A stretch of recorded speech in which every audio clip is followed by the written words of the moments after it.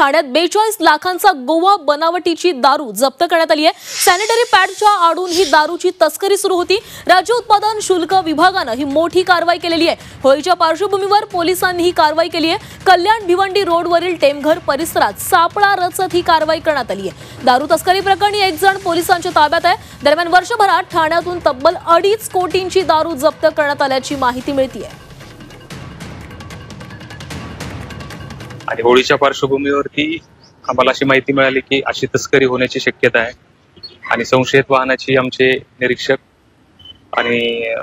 भिवंडी आणि त्यांच्या स्टाफने तपासणी केली असता त्याच्यामध्ये आढळून आलं की सॅनिटरी नॅपकिनच्या आडून गोवा राज्यामध्ये विकण्यासाठी बनवलेली आणि महाराष्ट्रामध्ये प्रतिबंधित असलेली विविध ब्रँडची अगदी त्याच्यामध्ये व्हॅट 69 पासून DSP ब्लॅक अशा सर्व काही बियर पण आहे अशा सर्व प्रकारची मद्य जवळपास 361 बॉक्सेस आम्हाला ह्या वाहनामध्ये आढळून आले आणि हे भिवंडी कल्याण रोडवरती हे वाहन आम्हाला आढळून आले। आम्ही ते जप्त केलं